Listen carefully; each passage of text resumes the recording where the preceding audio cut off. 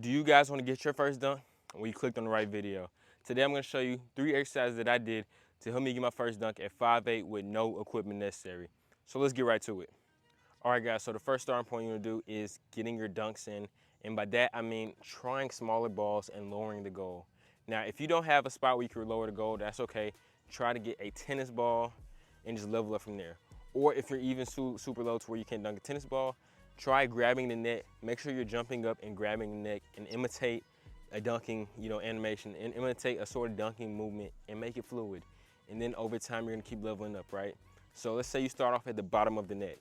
So you're gonna touch the bottom of the net. Make sure you remember where you touch when you're fresh and the highest you get. And make sure you keep track of that every single week. So for me, every Monday, I used to come in and train.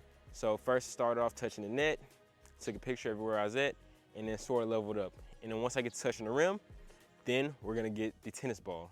So basically we're getting the tennis ball, just any sort of small ball that you can hold in your hand and start dunking that. And once we get more developed in that, we're gonna start doing back scratchers, windmills, 360s with the tennis ball, and really just getting used to jumping and dunking. Because honestly, if you've never dunked before, or you never really did it consistently, I'm telling you guys, it's a movement that you have to get used to. And then after you get the tennis balls right, you're gonna upgrade to the soccer balls, volleyballs, things with more grip that you can really get the movement right. And then you're gonna get to a mini ball. I say get any sort of, lower level age ball, maybe like the balls that 7 to 6-year-olds use, and get used to dunking that. And then you're gonna keep leveling up. Now, keep in mind, this is gonna be a grind. This is gonna be a journey. This is gonna take time. So when you're doing this, this might be over the course of months, or just depending on your genetics, depending on how hard you worked before, and depending on what your potential is, you can get in weeks. You never know. But just be mindful of really scaling up to the point to where you get to a basketball. And for me, I did this every Monday. I would get about 10 dunks in, 10 to 20 dunks, sometimes even 50.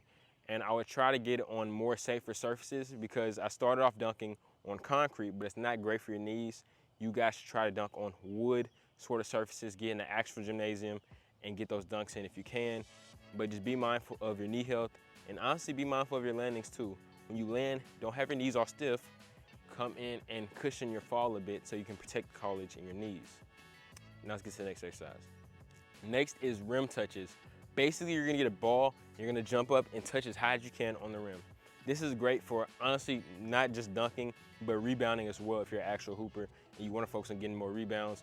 I'm telling you guys, this is one of the biggest methods that will help you secure a ball faster, get up there before anyone else, and beat them on the glass. And it also helps your timing as well.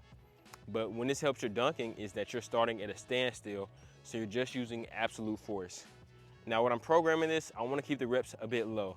I wanna keep the reps 6 to 8, something not too much to where you can put your maximum output over this short amount of time span. And I do it for about 2 to 3 sets, depending on how you feel. Now just make sure that every time you're doing your jumps, make sure you're putting your all into your jumps.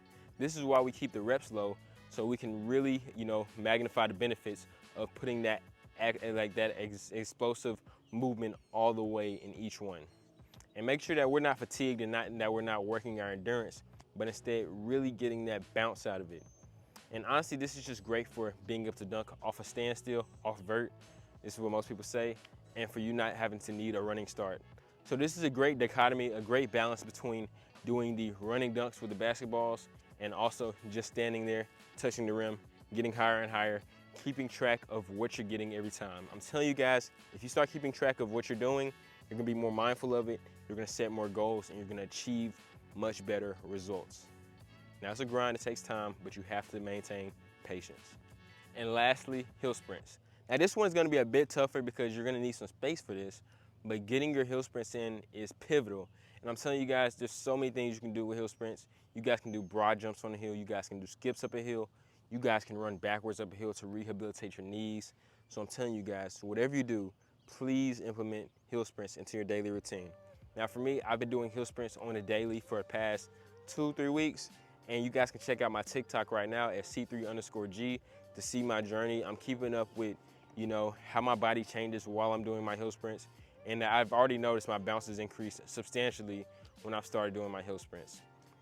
So I'm telling you guys, start implementing this, mix it up, do things like broad jumps, do things like skips up the hill, and really focus on getting that bounce, getting that downward movement, and making sure that you're bringing all your power up with your movement, that you're not slowing yourself down, that you're not getting in your own way when you're jumping up this hill. And just, make sure to struggle for it, make sure to push for it. Now, I do this for about 5 minutes on my TikTok, but if you guys want, the best benefits, I say do 2 minutes, go hard, jog back down, and keep going. Now, you guys have to be mindful of pushing yourself. Always push yourself. Don't be lazy. Don't sell yourself short. And the more you push yourself, the more easier it will be to take yourself to the next level. And the more you'll get used to that high intensity sort of work. So, get those hill sprints in, guys. It's honestly life-changing. Not only will you get more athletic, but your physique will get more shredded, and also you'll gain more muscle while you're doing it. Honestly, it's the best of both worlds. All right, guys, this is the end of the video. I hope you enjoyed it. Leave a like if you did, and comment down below what you want to see next. And check out my training program. It's $1 or more, whatever you guys feel like paying.